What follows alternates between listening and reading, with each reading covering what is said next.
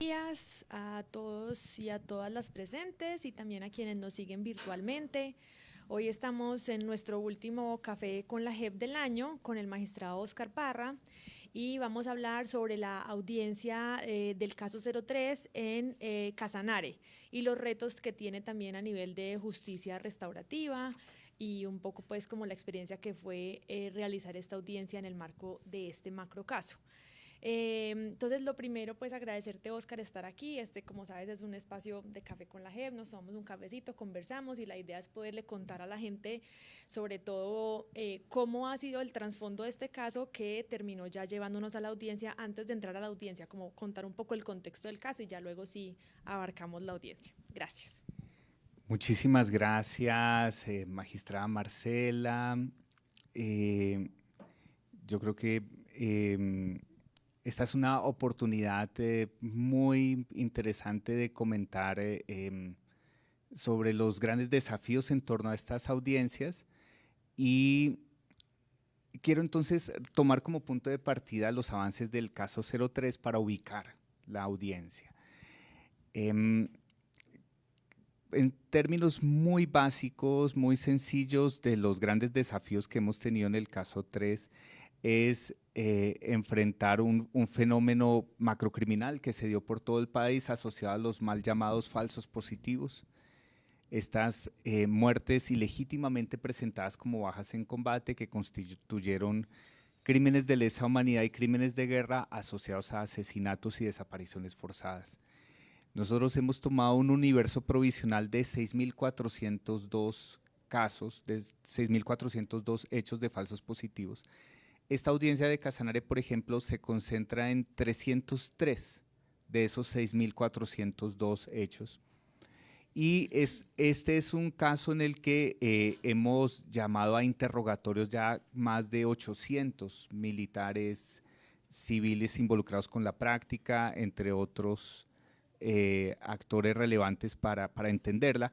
Entonces ya hemos interrogado a muchas personas. Las víctimas han ido participando desde hace varios años, participaron a través de 53 informes y hemos acreditado cerca de 3.000 víctimas en el macrocaso. Esto es en el macrocaso en general, En en el todo el macrocaso en macrocaso. general. Entonces, los puntos de partida son cómo hacer justicia frente a ese nivel de masividad. Más de 6.000 ejecuciones extrajudiciales, 3.000 víctimas participando, 800 militares interrogados, pero de un universo de militares que pueden ser 3.000 los involucrados con este solo macrocaso.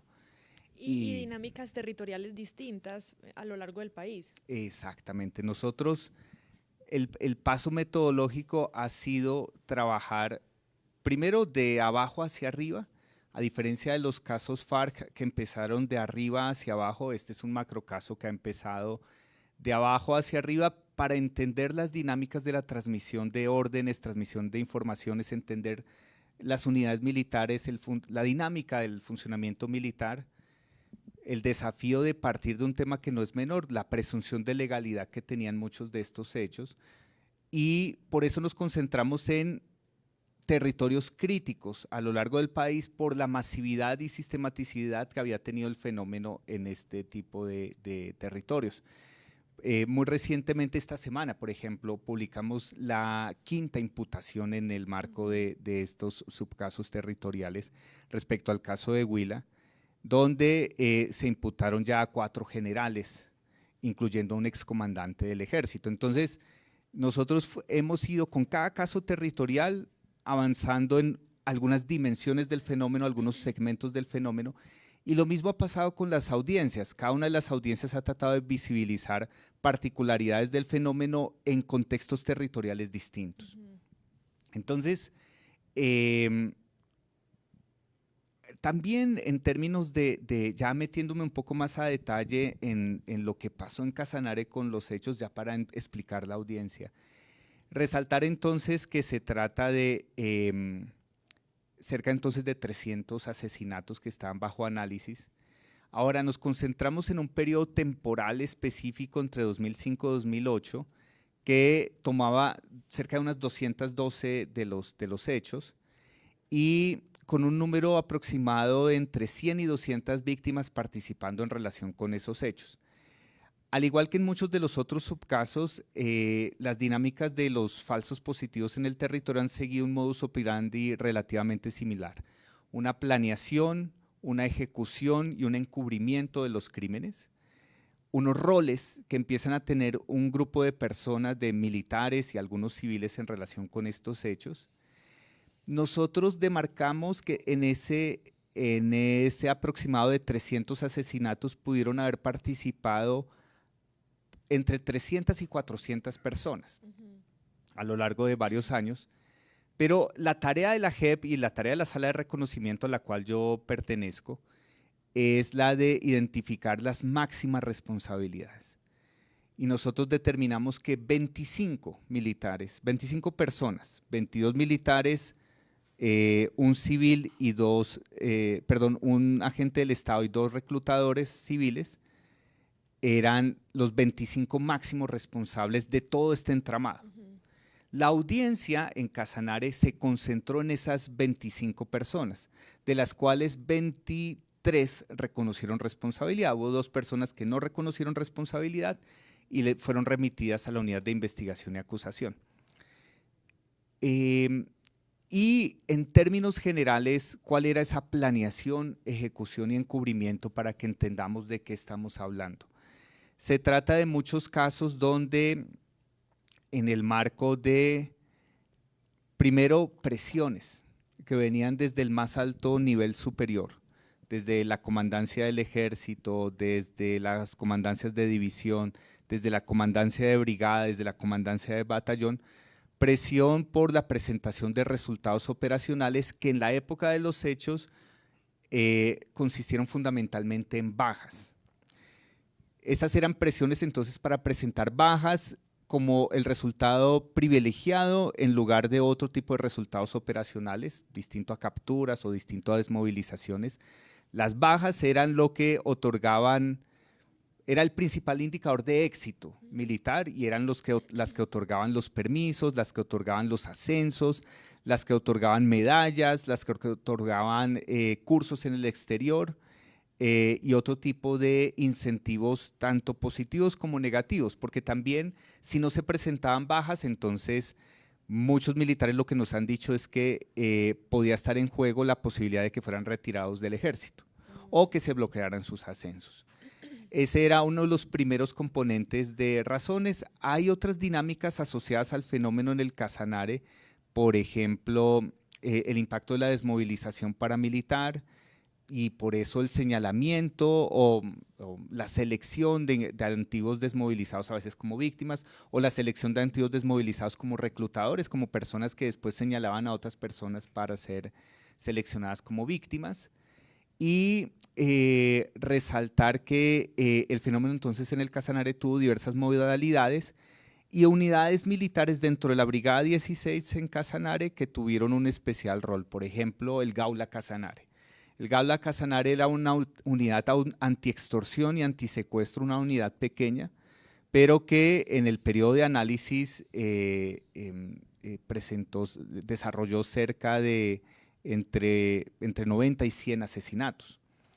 Una unidad cuya tarea era la prevención del secuestro y la extorsión, empezó a presentar sistemáticamente bajas, mucho más que lo que hacían otros batallones a lo largo del país.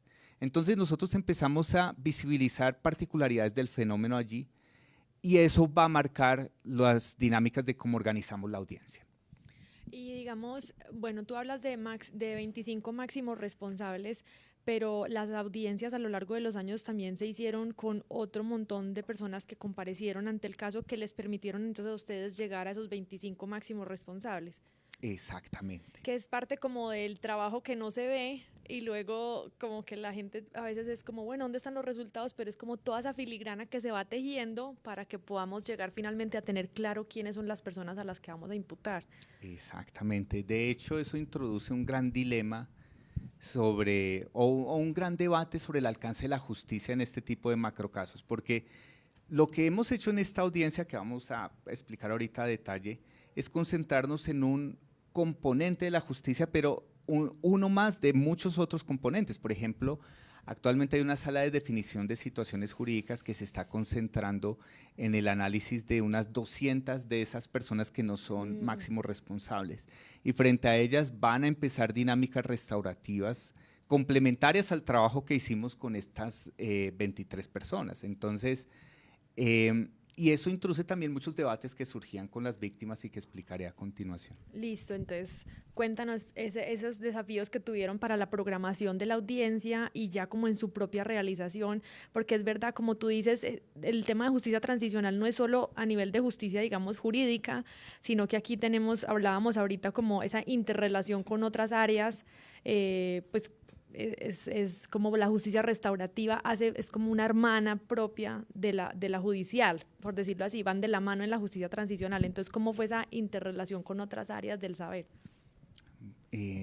Gracias, magistrada Giraldo, por esa pregunta. Yo creo que yo quisiera tomar como referencia tres grandes preguntas para abordar el punto, tres grandes debates que están detrás de este tema.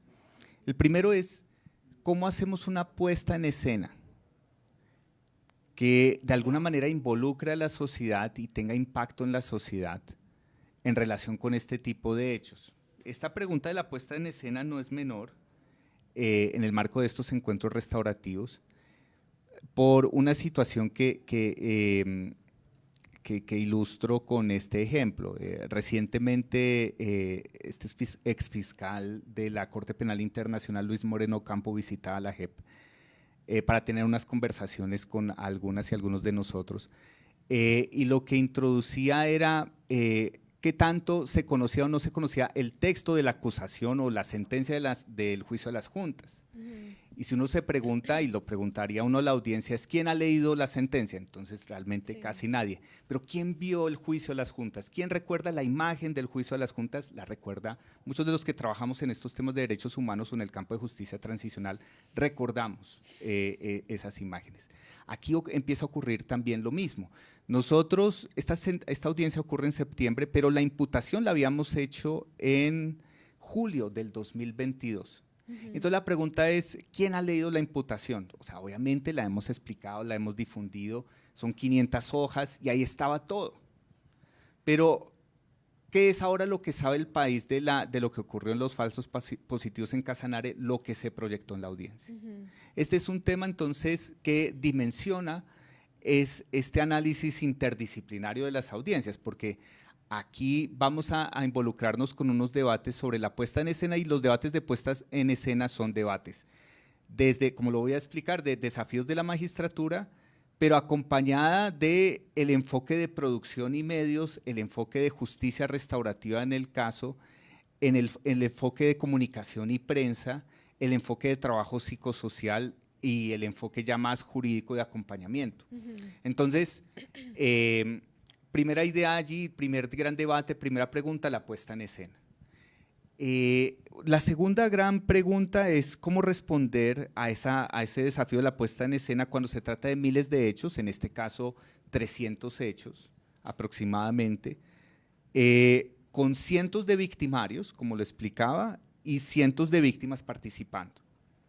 Y con un escenario donde pues, no tenemos tantos años para preparar estas audiencias, tenemos recursos económicos limitados, o sea, no es un tema menor hacer justicia transicional en países con escasez, con desafíos de recursos como Colombia y con desafíos de temporalidad estricta como los que tenemos en la JEP. Y asimismo, la gran pregunta de cómo hacemos para que estas audiencias tengan sentido de justicia en los territorios. Entonces, son tres preguntas diferentes, pero totalmente relacionadas, que van a marcar las grandes decisiones que tuvimos que tomar, decisiones difíciles. Ahora, no, hay experiencias en el mundo en estos temas. Nosotros, tanto en las audiencias que se venían trabajando como en otras, aquí en la JEP, hemos tomado referencias del trabajo del relator de Naciones Unidas sobre justicia transicional, que había hecho informes específicos sobre apologies, disculpas, sobre cómo la pregunta de cómo reconocer y la pregunta de cómo disculparse no es menor. O sea, hay formas, hay contextos, hay espacios que pueden hacer que una manifestación verbal no tenga ningún efecto restaurativo si no es preparada, si no es cuidada, si no es organizada. Las experiencias mismas de la Corte Interamericana de Derechos Humanos, donde pues tuvimos la oportunidad de compartir contigo varios años, los diseños de audiencia. No es, ya obviamente la Corte Interamericana consolidó un diseño de audiencia, pero eso tiene su historia, tiene sus momentos, sus desafíos. Entre otro tipo de experiencias como las que había tenido Justicia y Paz. Justicia y Paz desarrolla unos primeros acercamientos víctimas-victimarios con desafíos que fueron lecciones aprendidas. E incluso en el marco de Casanare, quiero resaltar que había existido una audiencia preliminar, una audiencia inicial con la Comisión de la Verdad. Habíamos estado el comisionado Alejandro Valencia y había estado yo por la JEP como magistrado encargado del subcaso. Pero esa audiencia entonces fue importante, fue valiosa, pero no había surgido la imputación que habíamos hecho. Y aún existía la atención sobre el alcance de las responsabilidades. No es un tema menor, y esto fue un tema central en la diligencia, el reconocimiento de responsabilidad del general Henry William Torres Escalante. Yo aquí pues voy a ser un poco moderado porque nosotros vamos a tener que tomar decisiones judiciales sobre ese tema, pero describo lo que ocurrió.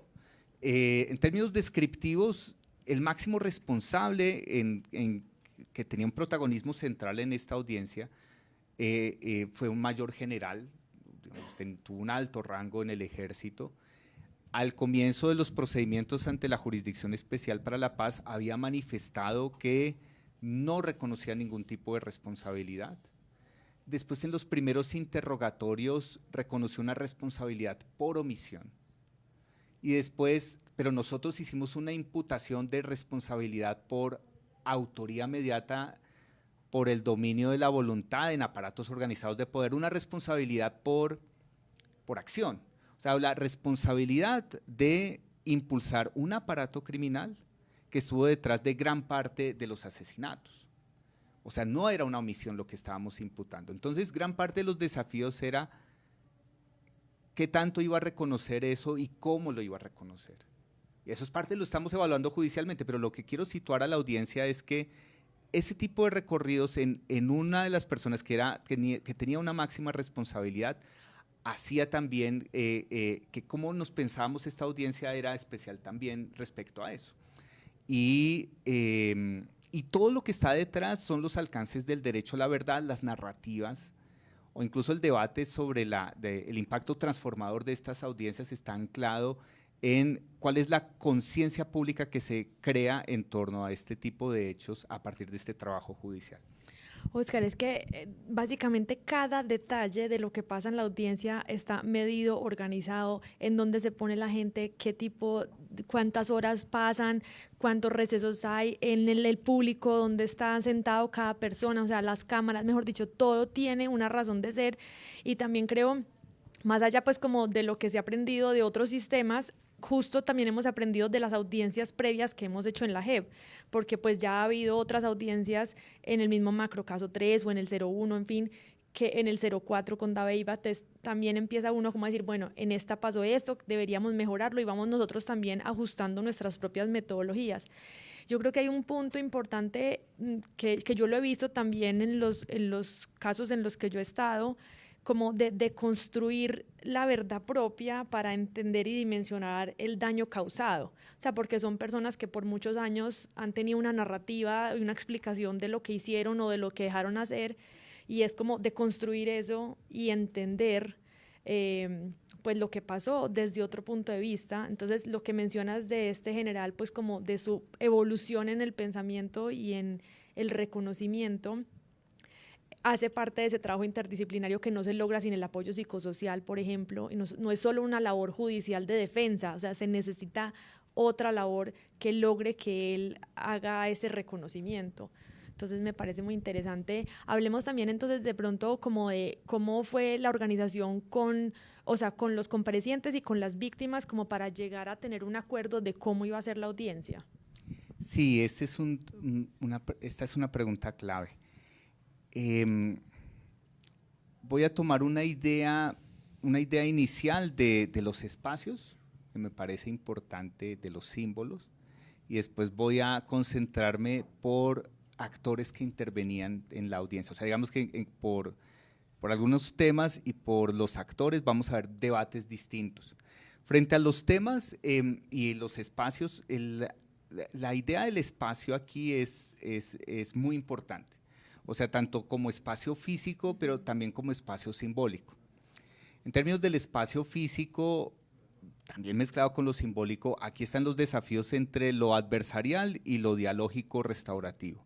Mientras que en lo adversarial uno suele ver en audiencias que están dos partes en contención en forma paralela, sin mirarse hacia sí, sino mirando hacia el juez. Aquí hemos organizado los espacios en círculo, donde todos nos estamos mirando. Hay todo un debate sobre la terceridad del juez, que eso voy a analizarlo, pero yo siempre he tratado de interpretar que hacemos parte del círculo. Estos debates y estos diálogos los hemos tenido con el equipo de justicia restaurativa, que tanto el juez está dentro del círculo o por fuera del círculo, pero yo creo que estamos en el círculo, hemos estado en el círculo, sí. pero tratando de mantener una terceridad del juez, que terceridad implica algún nivel de distancia, para salvaguardar los derechos tanto de víctimas, pero también de comparecientes, pero sin duda con un involucramiento emocional muy fuerte, y profundizaré en ese punto. Pero entonces la configuración del espacio ha tenido un rol. Y aquí entonces, mientras que en el ámbito de la justicia ordinaria hay elementos de solemnidad que marcan como cierta formalidad de los espacios, aquí en el espacio se va construyendo, lo llamaría como una atmósfera más íntima, en términos de construir con símbolos, por ejemplo, telares de las víctimas, en este caso materas que llevaron y que tenían un significado para uno de los núcleos familiares, la forma como ubicaban esas materas en algunos componentes del espacio, la forma como ubicaban las fotos de sus familiares, y algunos mensajes que tenían en pancartas, etcétera. Todo eso hace parte de la construcción de ese nuevo espacio. Entonces, yo creo que es una solemnidad, pero restaurativa, no una solemnidad formal como la de la justicia ordinaria. Y en ese sentido, el círculo nos permitía mirarnos a todos. Y ese es un primer componente. Ahora, pero también hace parte de esa intimidad el manejo de las emociones, que no es un tema menor, y con esto introduzco el tema de las víctimas, luego voy a hablar de los comparecientes, luego de los abogados de las víctimas, los abogados de los comparecientes y luego la magistratura. Muy brevemente, pero solo unas ideas preliminares. Dale.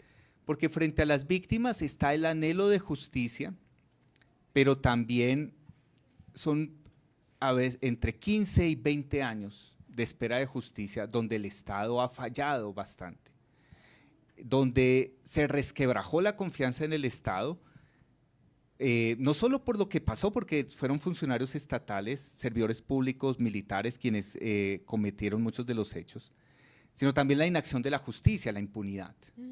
Entonces, volver a construir confianza es un proceso muy difícil. Entonces, primero hay escepticismo en algunas de las víctimas, en algunas víctimas mucha rabia, y eso se proyectó en la audiencia. Y este no es un tema menor, o sea, yo primero, porque ¿qué hace un juez ante una manifestación de rabia? No es un tema menor. En el ámbito ordinario hay unas reglas del protocolo, entonces que si alguien hace un tipo de manifestaciones podría ser retirado de una audiencia. Incluso aquí hemos tenido debates sobre en qué momento podría retirarse a una persona o no. Pero aquí eran espacios donde esa rabia tenía un lugar, o esa tristeza, o ese dolor profundo, y cómo la empieza uno a manejar en un espacio judicial restaurativo. Incluso yo tuve que reunirme con los comparecientes en una de esas reuniones previas, pues salvaguardando pues, la imparcialidad que corresponda. O sea, me reuní con víctimas y con comparecientes en varios momentos previos. De hecho, las víctimas, lo que me habían dicho, las víctimas, después de no conocerse durante 15 o 20 años, esta lucha por la justicia les ha permitido conocerse y ya auto reivindicarse como una familia. Y lo que decían es, si hay un acto de revictimización, nos vamos. Eso es lo que me dijeron antes de la audiencia. Si vemos, porque ahorita introduciré algunos desafíos que surgieron en espacios privados de preparación, pero si vemos que hay revictimización, nos vamos. No, estamos comprometidos con la justicia, con la jurisdicción, pero no vamos a permitir acción con daño, no vamos a permitir revictimización. Y aquí actuamos colectivamente. Si afectan a una de las víctimas, nos afectan, estamos hablando de más de 120 víctimas participando en la audiencia, con quienes tenía yo reunión el día anterior. Y en similar sentido me reunía con todos los comparecientes, pero también para ubicar el rol que tiene estas emociones y esta rabia y estas tristezas en estos procesos. Es decir, aquí hay mucho daño que se ha generado, hay muchas deudas pendientes en la justicia y en el reconocimiento, entonces también es importante que los comparecientes dimensionen el alcance de esa rabia, la procesen y la manejen en estos espacios. Y eso no es nada fácil para un ciudadano del común, de a pie, no es nada fácil para magistratura, para las víctimas, para el compareciente. Claro. Entonces, frente a las víctimas había esos debates, pero también había debates que no son menores. Por ejemplo, como hemos explicado, que hay un desafío de masividad. No todas las víctimas podían participar, pero incluso en un mismo núcleo familiar nos tocó señalar que solo podía participar en las actividades preparatorias una persona por núcleo familiar. Imagínate casos donde hay una familia donde la búsqueda de una persona desaparecida que después apareció, o la búsqueda de justicia involucró a la hermana, a la hija, a la mamá, al núcleo familiar, y es tener que decir solo uno participa. ¿Y qué implica eso? Entonces, ahí hubo debates, incluso escritos de los representantes legales de las víctimas diciendo, esto es un problema. Pero ahí fue como por temas de recursos, tiempo, pues metodología, o porque había como que restringir. Sí, este es un tema clave. Nosotros ya veníamos enfrentando desafíos en este sentido. Por ejemplo, la audiencia del caso 1 sobre secuestro, donde el secretariado estaba siendo juzgado por una política de más de 20.000 secuestros durante 20 años. En principio era una audiencia que cubría los más de 20.000 secuestros y los 20 años. Entonces hubo tutelas de víctimas que dijeron, a mí no me dieron espacio para participar en la audiencia. Y ahí el desafío de justicia transicional restaurativa es que hay que fijar criterios por los desafíos de tiempos, los desafíos de la capacidad económica para cubrir todos los desplazamientos, los momentos temporales. Yo tenía aquí el dato, por ejemplo, nosotros, ¿qué logramos hacer de preparación? Nosotros logramos hacer de preparación 3 encuentros preparatorios con víctimas, entiendo que todos fueron en Yopal o en Casanare. Cada uno de esos encuentros tiene un costo importante en términos económicos, pero además cada uno de esos encuentros lleva semanas de preparación. Toda la preparación de la audiencia de septiembre se demoró por lo menos 9 meses. 9 meses. En Casanare estábamos un equipo de la JEP que superaba las 40 personas. Y al comienzo los recursos que teníamos era solo para 2 días de audiencia. Luego tuvimos diversos diálogos, desafíos, vimos la magnitud y se lograron recursos para un 3er día. Pero imagínate cuando aquí sean 5 o 10 audiencias al tiempo durante un año, va a ser un desafío complejo. Entonces, hay unos desafíos de tiempos, de recursos y desafíos restaurativos. Por ejemplo, de hecho la Procuraduría se manifestó sobre esto en la audiencia. La Procuraduría hizo varias críticas, y algunas de las víctimas también, sobre un encuentro privado que se hizo, donde, para explicarlo muy brevemente, tomó los 9 meses de audiencias de preparación, se hicieron 3 encuentros preparatorios con las víctimas, 6 reuniones con representantes de víctimas, 2 reuniones con representantes de comparecientes, 4 encuentros preparatorios con comparecientes, pero también reuniones bilaterales con todos los 23 comparecientes, con equipos de la JEP en varios momentos, una reunión de representantes de víctimas y comparecientes. Entonces hubo varios momentos previos, algunos virtuales, es cierto, pero muchos fueron en territorio, y el momento central era un encuentro privado. Aquí los desafíos son nuevamente tiempos, Esto se había programado para septiembre, se había pospuesto ya, se había intentado algo en junio, después se dijo en julio, después se dijo en agosto, después se consolidó que fuera en septiembre. Y se hizo un solo encuentro preparatorio bajo esta lógica. Nosotros llevamos más de 5 años trabajando en el caso. Y esto ha funcionado como con 2 escaleras que van por separado y que se van a unir. Una escalera que va trabajando con las víctimas por separado, se les recibieron sus informes, participaron en versiones voluntarias, hubo una audiencia de observaciones con ellas, se documentó los daños en el auto de determinación y entonces iba la ruta con las víctimas. Y con los comparecientes una ruta separada, sin encuentros con las víctimas, donde el compareciente se le trasladaron los informes de las víctimas, vio los daños que causó, se le preguntó por esos daños, se le preguntó por su responsabilidad y se hizo una imputación. Sí, como una pirámide que se va… Exactamente. Y cuando ya nosotros imputamos y una persona, un compareciente dice reconozco, ahí sí empezamos a pensar cuando ponemos a dialogar frente a frente a víctimas y victimarios. Que era un poco como el reclamo que hacían, o pues, o la advertencia de si hay algo revictimizante nos vamos, y es justamente que la audiencia no ocurre hasta que tengamos la certeza de que no va a ser así, y por eso toda esta preparación tiene que asegurarse que vaya a ser restaurativo realmente el espacio. Correr para hacerla rápido porque hay que seguir o alguna cosa puede tener el riesgo de que esto, en vez de restaurar, termine revictimizando. Exactamente. Aquí la clave es preparación y darnos cuenta que primero, por una parte, la preparación de las víctimas para abordar estos espacios tiene que ser una preparación específica, detallada, reconociendo que no todas las víctimas tienen una visión similar de estos espacios. Hay víctimas y es respetable que puedan, tengan una decisión autónoma de no considerar legítimos estos espacios en el marco de la visión personal que tengan sobre la justicia que correspondería.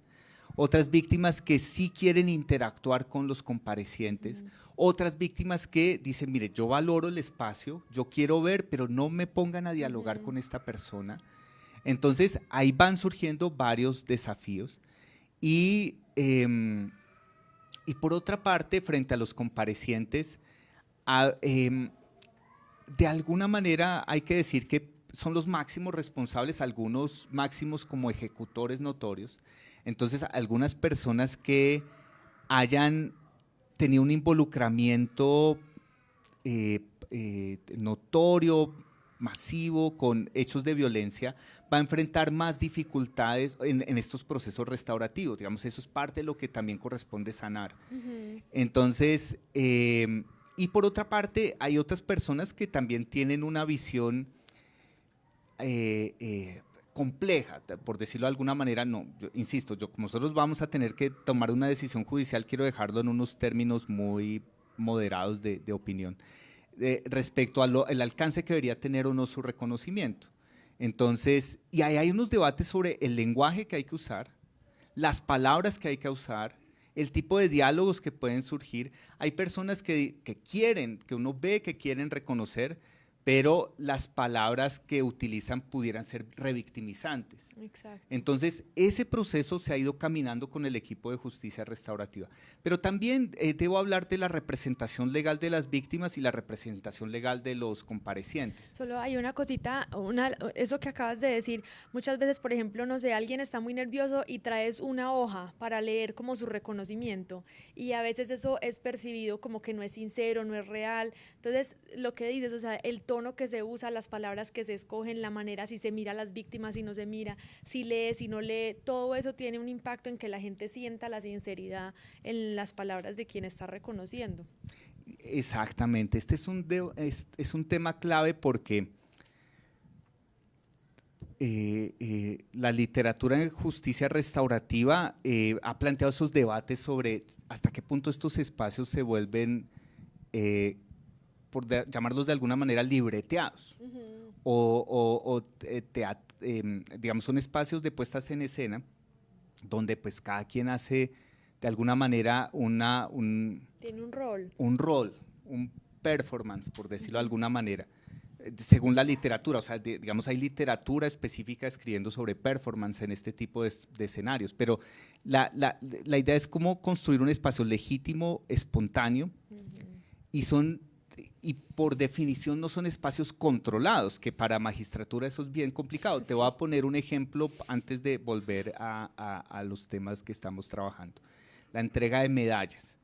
Nosotros, cuando se desarrolló la audiencia, en el mismo día, el primer día de la audiencia, en uno de los recesos se acercaron una abogada y algunos comparecientes diciendo: queremos entregar medallas que nos dieron por estos hechos, por lo que significan para nosotros en términos del reconocimiento. Entonces, allí empezó un debate, un diálogo interesante, estos debates interdisciplinarios que te planteaba entre nosotros como magistratura, nuestro equipo de producción y medios, nuestro equipo de justicia restaurativa y nuestro equipo de comunicación y prensa, con las diversas aristas que tenía un momento que en la audiencia habrá durado 10 minutos, pero que en términos de lo que significa, primero había el debate de si era o no el momento, si había que hacer otra audiencia después, porque como te digo, aquí la clave es preparación. Bueno, ¿se quieren entregar unas medallas? Perfecto, entonces una visión es, hagámoslo después, que haya un encuentro preparatorio, que se entienda bien qué se está haciendo, estemos seguros si todas las víctimas están o no de acuerdo, qué se quiere decir, qué rol va a tener magistratura. Pero por otra parte, lo que veíamos era, no, el momento es ahora. O sea, digamos, estos son, por todo lo que he explicado, tampoco esto es un tema que podamos hacer todas las audiencias que quisiéramos. Y ahí el debate era, ¿quién entrega la medalla? ¿Quién la recibe? ¿La puede recibir la magistratura? Nosotros, ¿qué dijimos en la audiencia? Estas medallas están manchadas de sangre. Si la recibe la magistratura, ese es un mensaje. Si se ubican en una mesa o en qué espacio, es otro mensaje. ¿La recibe o no aparte del equipo de justicia restaurativa? ¿La reciben o no la reciben las víctimas? Hay víctimas que decían, no, nosotros las queremos recibir, pero también eso desde la tercería del juez uno tendría que decir, no, es que esto hay que resignificarlo de otra manera. Entonces, tampoco podemos permitir que una víctima de cualquier manera reciba un símbolo tan particular de el fenómeno atroz que estábamos analizando. Entonces, ese era otro ejemplo y esas eran decisiones que teníamos que tomar, o sea, discusiones complejas que teníamos que tomar decisiones en recesos. ¿Y qué decidieron? Proceder con la entrega de las medallas. Pero al final, ¿cómo terminó haciéndose? Ese componente operó de la siguiente manera. Permitimos que uno de los comparecientes hiciera su reconocimiento. Ahí se expresó, hizo la manifestación de la medalla. No hicimos la recepción de la medalla desde la magistratura. Dispusimos una mesa, había que encontrar una mesa en el espacio que hemos hablado, que todo es un espacio controlado, cuidado. Encontrar una mesa, ubicar la medalla en esa mesa, decir que esto hace parte de un proceso de resignificación que apenas comienza y que continuará en el futuro. Las víctimas se pronunciaron sobre ello, pero también las víctimas decían, mire, valoramos esto positivo, pero aquí hay unos desafíos de verdad también que están surgiendo en este marco decían, miren, hemos escuchado unos temas en el encuentro privado, pero hemos verificado eso es mentira lo que escuchamos, y entonces necesitamos tener claridad sobre algunos temas que están pasando. Entonces, era darle un rol a temas complejos para dimensionar algunos temas importantes de la audiencia que son importantes para la justicia transicional restaurativa, pero con un manejo cuidadoso y considero que nos ha ido bien. Y preservar la confianza de todos los involucrados para que la audiencia pueda continuar su curso. Exactamente. Yo voy a mirar si hay, que no supe si había por ahora preguntas. Vamos bien. Bueno, pero entonces sigamos, no Perfecto. sé si, es que como que producción que me diga si podemos seguir, es que siga Oscar, ¿cierto? Porque siento que está muy interesante. Hay unas ideas que quería complementar sí, de lo esencial. De los representantes de víctimas y de la defensa. Sí, es un tema importante en términos de la construcción de nuevos espacios en esta materia. Primero, el lugar de la representación legal de víctimas en la audiencia. Esto genera debates en la literatura y ha generado debates en la práctica de la JEP. han existido audiencias de reconocimiento en la JEP donde no han participado la representación legal de víctimas, bajo la idea de, como lo señala la literatura y la práctica, alguna práctica comparada, de que este sería un escenario preferentemente de la víctima y el compareciente, ellos haciendo el diálogo. Lo que pasa es que, y nosotros desde el trabajo en el subcaso hemos visto el especial rol que ha tenido la representación legal de víctimas, incluso en la misma historia del caso. O sea, hay abogados y abogadas que aquí fueron amenazados, abogados y abogadas que tuvieron exilios, en esa lucha por la justicia, cuando nadie hablaba de estos casos, donde llevar estos casos por abogados y abogadas generaba riesgos de amenazas, incluso para los fiscales que impulsaron los casos. Esa historia es parte de la historia que también estamos contando. Entonces, los representantes legales de víctimas, incluso desde una perspectiva muy crítica, debían tener un rol importante en este tipo de espacios. Y por eso el debate son varios representantes legales de víctimas y en qué momento y con qué tiempos los ubicábamos. En segundo lugar, frente a los representantes legales de los comparecientes, es todo el desafío para un abogado defensor en este tipo de escenarios. Yo les planteaba, por ejemplo, el debate de la rabia, que tanto en un procedimiento ordinario, la defensa de un compareciente podría decir, no, esto viola el debido proceso de mi compareciente, de mi representado. Entonces era también tratar de dialogar con ellos sobre el sentido, alcance y debates, o sea, porque también ellos van a poder manifestar por escrito cualquier inquietud. Pero la idea era que se entendieran también era un espacio seguro para su defendido. Allí también surgían temas con dos de los comparecientes que estaban aún privados de la libertad. Entonces no es un tema preparar este tipo recordemos que lo que decía, la palabra clave es preparación. Pero ¿qué pasa si quien tiene que preparar esto tiene que salir de una cárcel? Tenemos que a veces con dificultades para el traslado, incluso llegando desde una cárcel a participar en este tipo de espacios, con también los componentes de riesgos de seguridad que tuvieron víctimas, abogados de víctimas, comparecientes, abogados de comparecientes, magistratura. Digamos, no es un tema menor. Estos temas son temas sensibles. Yo, en plena audiencia, un compareciente me dijo, mire, esto está pasando, o sea, no estamos recibiendo este tipo de amenazas, hostigamientos por lo que estamos diciendo. Y en ese momento transmitirle, no, mire, nosotros vamos a procesar esto inmediatamente, pero tenga la confianza que aquí hay un respaldo institucional, sabemos que esto es difícil, a veces se escapa de nuestro control, pero estamos en un proceso que llevamos preparando estos 9 meses, siéntase tranquilo en estos términos, manéjelo como usted quiera mejor, si quiere usted ya no participar públicamente, no lo haga, pero todo eso nos tocaba manejarlo en tiempo real, incluso en recesos, o sea, ese era la magnitud de lo que estábamos enfrentando. Y Oscar, y ahí también tienes el reto, bueno, digamos, ya van varios años en la JEP, pero para quienes litigaron por primera vez acá, que venían del sistema ordinario, es otra dinámica, es otro chip cerebral el que hay que tener acá.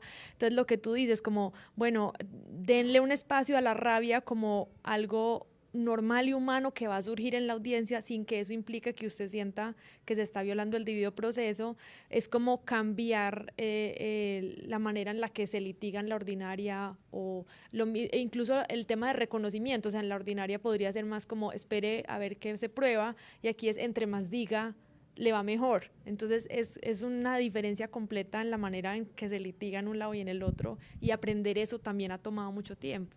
Sí, es un tema clave. Además, y lo habrás visto pues desde la Sala de Amnistía e Indulto, la representación legal de los comparecientes también tiene visiones distintas. Y aquí también, de la misma manera que yo exponía que las víctimas tienen visiones distintas entre sí, incluso en una misma familia, hay visiones distintas sobre cómo acercarse a este tipo de procesos. Pasa lo mismo con abogados y abogadas de las víctimas y abogados y abogadas de los comparecientes. Tienen visiones diferentes, incluso sobre el abordaje que magistratura tiene que tener en las preguntas. Ese no es un tema menor. Hemos tenido a veces los desafíos en estas audiencias pues nos toca verificar lo que hemos dicho judicialmente. Aquí hay que hacer un reconocimiento fáctico de hechos, un reconocimiento jurídico de algunas categorías, o sea, no son No es una cosa decir esto fue un error o que fue un crimen de lesa humanidad, hay una diferencia enorme en eso. Y un reconocimiento restaurativo, un reconocimiento de los daños, porque no vamos a aceptar que alguien diga, no, reconozco que hicimos esto, es un crimen de lesa humanidad, pero pues esa era la guerra. No, esto no, los daños que, la forma como se destruyeron proyectos de vida familiar y proyectos de vida personal es impresionante. Entonces, el nivel, hasta dónde van las preguntas de la magistratura en este tipo de espacios, es también otro desafío. Y la idea era mantenerlo en el escenario de un proceso de justicia restaurativa que va a tener una dimensión judicial escrita posterior de valoración de lo que se estaba analizando. Entonces, allí, y también el rol de la Procuraduría, el rol del Ministerio Público en representación de las víctimas indirectas, las víctimas que no hacían presencia era también importantísimo. Y la Procuraduría tuvo un rol muy importante de acompañamiento en el proceso previo, pero también de una visión muy crítica, propositiva de muchos de los temas que estábamos desarrollando. Entonces… Que es la importancia pues de que nutra también, o sea, cada uno de los argumentos que se presenta por cualquiera de las partes que están involucradas también nutre la argumentación de los magistrados y magistradas, o sea, estamos todos en un proceso nuevo, entonces cualquier idea, cualquier crítica constructiva, cualquier aporte que se haga, pues también permite que todos avancemos, y esa es la importancia de esa participación de la Procuraduría, la defensa, los representantes. Oscar, tenemos varias preguntas. Perfecto. Bueno, entonces, bueno, a ver, te las hago todas y después sí, sí. Bueno, tenemos igual 9 minuticos, ¿no? ¿Para qué? Entonces, bueno, una es como porque a diferencia del caso 01, en el caso 03, los magistrados dividieron el territorio por zonas. ¿Qué aporta Casanare al gran caso del caso 3? ¿Cuáles son las perspectivas a largo plazo sobre cómo la justicia restaurativa puede construir a la reconciliación, a la transformación positiva en Casanare? ¿De qué manera la justicia restaurativa pondera el efecto sanador para algunas víctimas en estos escenarios como la audiencia? ¿Y qué mecanismos ofrece la JEP a familias, además del respaldo legal, que puedan gestionar de manera más efectiva el dolor que se les causa, como terapia psicológica o psiquiátrica? Y cómo su papel de juez se puede ver afectado por estas nuevas formas de audiencia.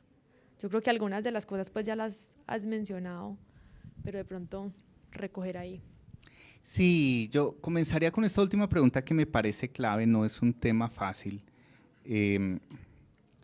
Nosotros hemos tratado de salvaguardar en el marco del trabajo de la Sala de Reconocimiento y el trabajo de la Jurisdicción Especial para la Paz también en general. Como la idea de una jueza o juez transicional es la idea de alguna manera, mi colega Gustavo Salazar usaba esta metáfora, la del juez empático o jueza empática. Yo creo que eso tiene un rol, o sea, obviamente tiene límites, o sea, insisto en esa terceridad del juez, o sea, por más que sea justicia restaurativa, hay unas dimensiones de independencia e imparcialidad que se tienen que salvaguardar, e incluso con mayor razón en un espacio donde esas emociones pueden hacer que se desboque un proceso de esta naturaleza, y hay que salvaguardar tanto la protección de vida a las víctimas y la protección de vida a los comparecientes en el marco de su debido proceso. Entonces, diría yo que a veces no es una ruta tan clara como la de la justicia ordinaria, pero creo que lo más importante que hemos desarrollado es una ruta mucho más decantada de justicia restaurativa, donde tenemos un rol en esa terceridad. Sobre las diferencias entre el caso 1 y el caso 3, sobre las zonas de trabajo, resaltaría que no es un tema menor que aquí estemos hablando de un fenómeno donde muchos de estos hechos en años anteriores fueron entendidos o estaban analizados bajo una presunción de legalidad. Es decir, estamos hablando de hechos cometidos por agentes del Estado, por miembros del Ejército que se reputaron legales en muchos casos. La imputación que hicimos esta semana, el casi el 80% no había tenido decisión judicial previa en la justicia ordinaria. Se presumía legal. Ninguno de los 4 generales imputados había sido llamado a la justicia ordinaria jamás a responder por los hechos que imputamos de Huila. Entonces, eso es distinto entonces con un aparato como el de las FARC, donde las extintas FARC hacían parte de una organización ilegal, de un aparato ilegal que cometía crímenes que todos tienen la presunción de ilegalidad, por decirlo de alguna manera. Allí funciona totalmente al revés, por decirlo de alguna manera. Entonces,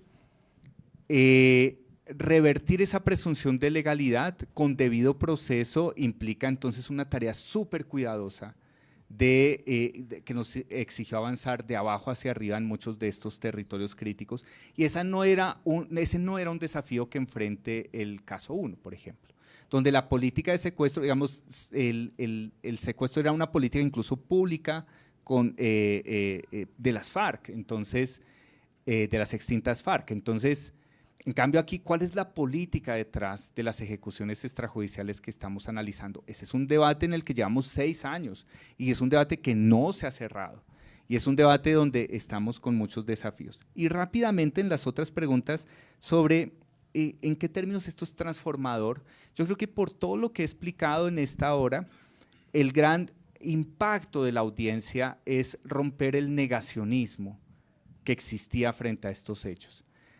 Ese es el sentido, alcance y desafíos de una declaración como la del general Torres Escalante y los impactos que generan la discusión pública nacional este tipo de audiencias. Yo he estado haciendo el seguimiento con mis colegas de prensa, nuevamente volviendo a esta idea de que nosotros tomamos decisiones que a veces tienen 400, 500 hojas, etcétera, pero los momentos de mayor interacción en medios de comunicación de la JEP este año han sido 3 audiencias públicas.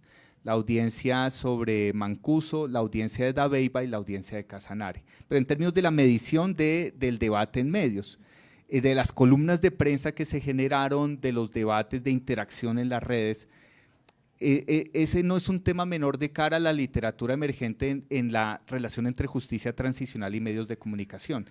Y allí entonces el debate es también de narrativas y el debate de ya cuando hay reconocimientos de responsabilidad por parte de generales, como hemos tenido 2 hasta ahora en el caso 3, empieza un debate nuevo de discusión de responsabilidades.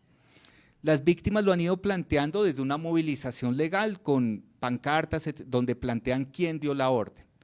Nosotros desde la judicatura que hemos tratado de precisar es estas dinámicas de los aparatos que estaban detrás de estos crímenes, las modalidades, las máximas responsabilidades, y poco a poco estamos decantando cuáles podrían haber sido las políticas detrás de estos hechos, las políticas expresas, las políticas tácitas. Pero entonces es un impacto transformador a través de romper ese negacionismo. Hay una pregunta en el público, no sé quién es, pero puede pasar acá el micrófono, por favor.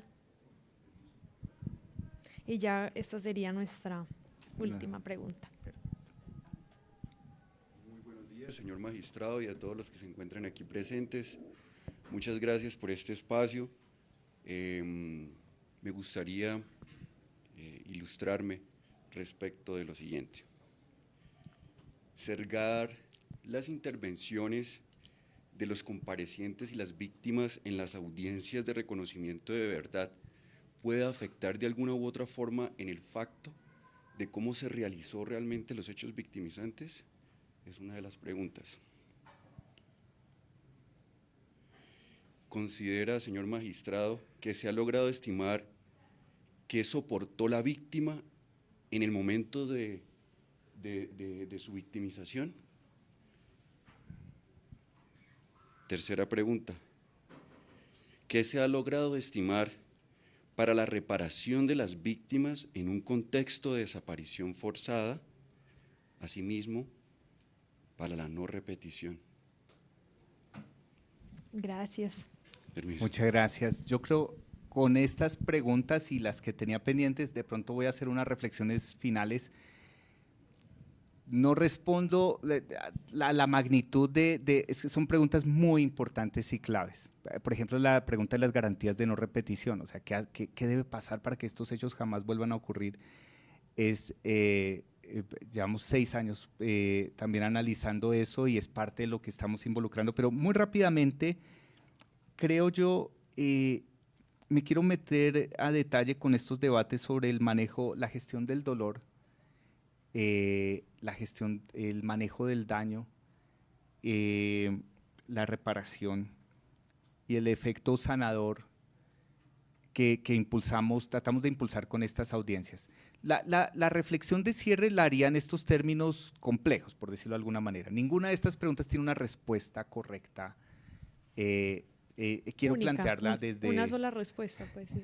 Entonces, una respuesta inicial a partir de la experiencia. ¿Qué nos deja el caso Casanare? Primero, nosotros tratamos de darle un rol muy fuerte a la participación de las víctimas, pero incluso víctimas en el público. O sea, nosotros teníamos una organización, como va primero esta víctima, luego el compareciente, pero hubo víctimas en el público que, como a ustedes lo habrán visto, de hecho eso es lo que toma como referencia, bueno, hay un tuit que no resaltaré ahorita, pero que toman de referencia una manifestación de una víctima dentro del público, que fue muy importante para centrar la magnitud de este daño. Eso no estaba planeado y había todo el debate de cuánto tiempo se puede o no se puede. Le digo, no puede hablar. No, y por supuesto había que decir, sí puede hablar. Este es un espacio seguro para hablar y manifestar esa rabia y ese dolor. Pero entonces, ¿qué cauce podríamos dar? De hecho, en un receso una víctima se acercó a mí y me dijo, mire, yo me acabo de enterar de esto, yo no sabía nada de la JEP, a mí me pasó esto, ayúdeme por favor. Nosotros llevamos 6 años trabajando con varias de las víctimas y había una víctima que había que explicar desde el comienzo qué era la JEP, qué eran los acuerdos de paz, pero también, y esa víctima al día siguiente también pidió la palabra desde el público. Entonces, hay que dar voz, pero también manejando la terceridad del juez, o sea, es decir, esto sigue siendo un acto solemne, es un acto formal, pero con manejo restaurativo, y por eso también, ¿qué queda hacia el futuro? Primero, fortalecer el diálogo con la unidad de víctimas. Eso va a impulsarlo mucho la sección con reconocimiento en el futuro, lo está impulsando ya en el marco del sistema restaurativo, y finalizo entonces, porque creo que se nos acaba el tiempo, diciendo lo siguiente: puede ser que haya, como todo acto humano y como todo acto judicial, puede que haya pasos que hayamos podido dar mejor desde otro punto de vista de lo que se podría haber hecho en el marco de este difícil tema. ¿Qué he tratado de exponerles en este café con la JEP? Los desafíos detrás de armar estos espacios de justicia transicional restaurativa y cómo a tensiones y dilemas dimos las respuestas que consideramos que fueran las mejores. La JEP está en un proceso de construcción, de colectiva, en la que está avanzando, aprendiendo institucionalmente. Hay una literatura interesante que habla del experimentalismo institucional, pero no en términos de los aprendizajes en territorios donde no hay un código que al comienzo nos dijera las audiencias de reconocimiento serán así, y tendrán que, y no lo habrá. Entonces queda esta obra humana perfectible, puede que haya tenido sus errores, pero que le aporta al campo nacional y comparado de justicia restaurativa respecto a cómo nos tomamos en serio el debate de los derechos de las víctimas en concreto, los desafíos de las emociones y la justicia transicional y la justicia restaurativa, y el desafío de romper negacionismos y construir nuevas narrativas donde la voz de las víctimas tenga un protagonismo central. Oscar, no, pues agradecerte mucho. Yo creo que todos aprendimos bastante el día de hoy, sobre todo creo que muchos de los conceptos de los que hablas son transversales a los procesos de los macrocasos y nos ayuda como a ver la dimensión de lo que hay detrás de todo el trabajo que se hace para que pueda hacerse realidad la audiencia y que sea realmente restaurativa. Yo quiero como agradecerte a ti y a todo el equipo pues de la magistratura, lo que hablabas de producción, de comunicaciones, de justicia restaurativa, mejor dicho, todos los que hicieron posible que esta audiencia tuviera lugar y fuera de la manera en la que ocurrió, pues que creo que fue un desafío muy grande y lo hicieron muy bien, y pues me alegra mucho haber podido estar yo aquí contigo aprendiendo el día de hoy de tanto. Muchísimas gracias. Bueno, por hoy entonces este es el último Café con la JEP que vamos a tener este año, pero el año entrante continuaremos con más espacios para que podamos seguir conversando con otras personas de la jurisdicción y tener más claridad sobre los procesos que estamos llevando, las actividades que estamos haciendo, cómo funciona, que tengamos este espacio más tranquilo y menos formal para conversar y interactuar entre todos. Que estén muy bien y muchas gracias a los que están acá. Gracias. Muchas gracias.